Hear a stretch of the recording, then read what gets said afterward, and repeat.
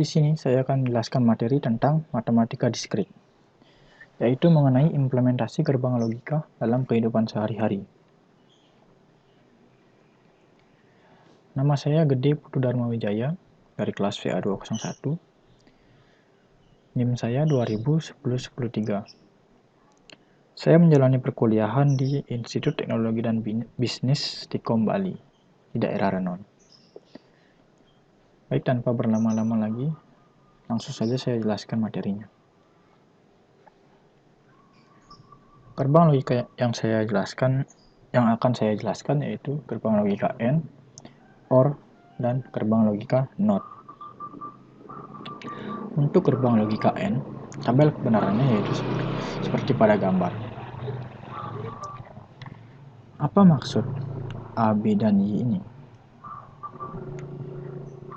Jadi, A dan B itu merupakan input, sedangkan Y merupakan outputnya. Bisa dilihat bahwa pada gerbang logika AND, jika salah satu inputnya bernilai 0, maka otomatis outputnya juga bernilai 0 atau bernilai salah. Nah, outputnya bernilai benar hanya jika kedua inputnya bernilai benar atau bernilai 1. Untuk gerbang logika OR ini bisa dibilang kebalikan dari gerbang logika AND. Pada gerbang logika OR, jika salah satu inputnya bernilai benar, maka outputnya akan bernilai benar atau bernilai 1. Gerbang logika OR hanya bernilai salah jika kedua inputnya bernilai salah atau bernilai 0. Sedangkan untuk gerbang logika NOT, ini kebalikan. Dan pada gerbang logika ini hanya ada satu input dan satu output. Maksudnya kebalikan itu bagaimana? Jika inputnya bernilai 0 atau bernilai salah, maka outputnya akan bernilai benar atau bernilai 1. Begitu juga sebaliknya. Untuk lebih jelasnya lagi, saya akan memberikan contoh. Misalkan kita ingin menulis sesuatu, entah menulis apa, cerita atau apa, mencatat mungkin. Nah, kita pasti membutuhkan kertas dan pulpen. Sudah pasti kan? Bagaimana jika hanya mempunyai pulpen, misalnya, tapi tidak ada kertas? Tentu kita tidak dapat menulis, karena media tulisnya tidak ada. Kita hanya mempunyai pulpen. Bagaimana jika sebaliknya? Kita mempunyai kertas, namun tidak mempunyai pulpen. Tentu kita tidak dapat menulis juga, karena kita tidak mempunyai alat tulis, sedangkan media tulisnya hanya media tulisnya saja yang ada. Kita hanya bisa menulis jika kertas dan pulpen itu ada. Bagaimana jika keduanya tidak ada? Tentu kita tidak dapat menulis jika keduanya tidak ada. Gitu. Selanjutnya, gerbang logika OR. Kita ingin menulis dan kita sudah mempunyai kertas.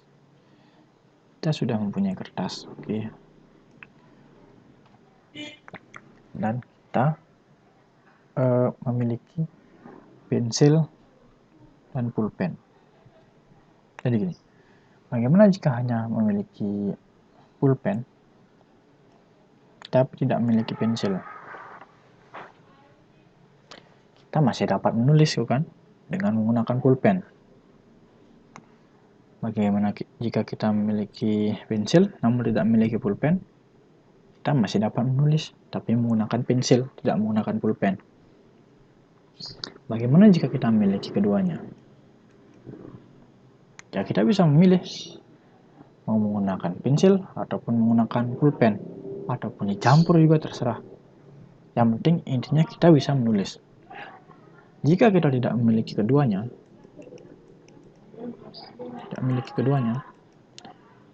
barulah kita tidak bisa menulis. Nah, seperti itu kira-kira contohnya. Untuk gerbang logika NOT, tentunya tidak perlu saya jelaskan lagi karena tadi sudah. Jadi jika inputnya ini bernilai 0, maka outputnya akan bernilai 1. Begitu juga sebaliknya, jika inputnya bernilai 1, maka outputnya akan bernilai 0. Jadi tinggal dibalik saja.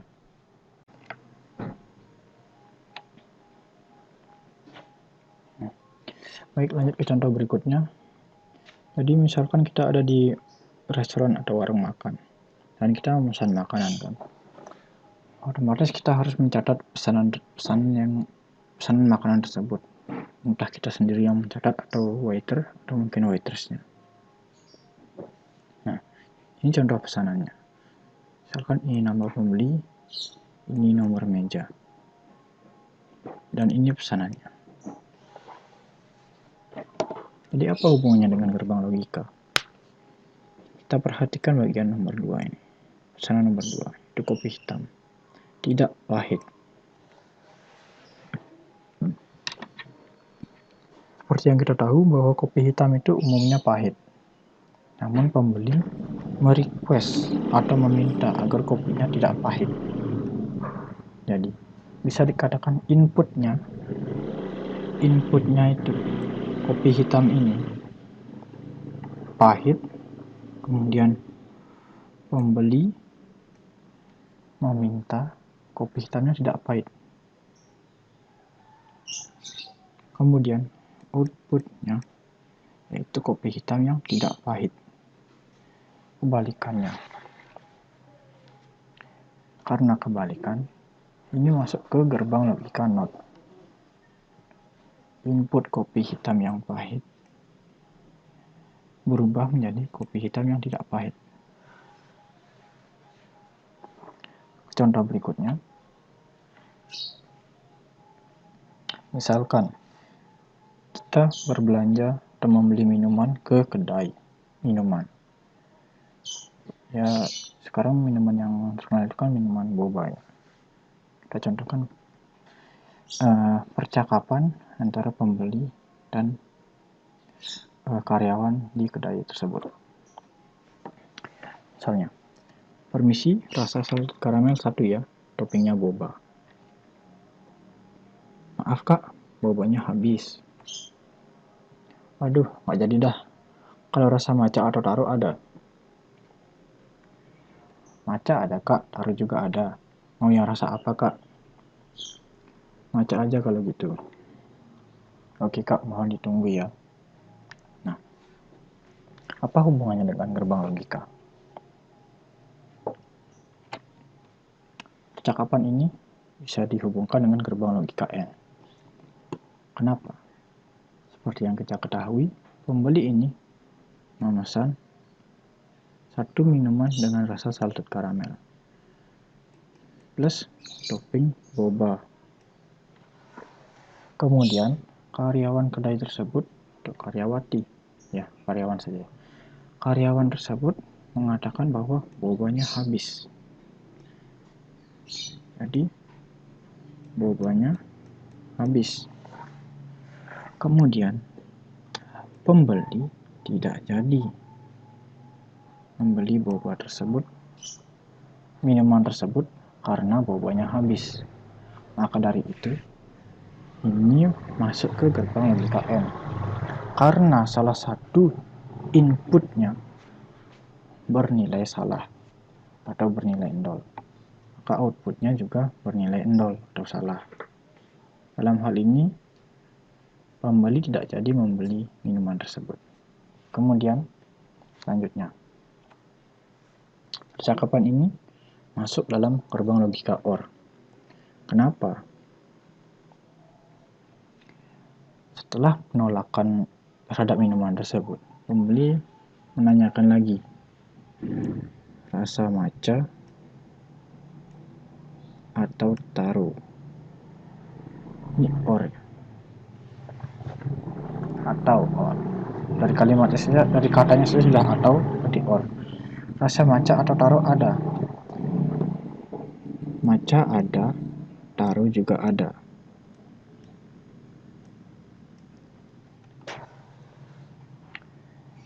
Jadi keduanya ada. Karena keduanya ada, pembeli bisa memilih. Berarti misalnya dari awal ya. Misalkan taro tidak ada dan matcha ada, kemungkinan pembeli akan memilih matcha. Atau sebaliknya, jika taro ada dan matcha tidak ada, kemungkinan pembeli akan memilih taro. Jadi karena ada matcha dan taro, kedua rasa tersebut ada, maka pembeli bisa memilih entah itu matcha atau taro. Dalam hal ini pembeli memilih matcha.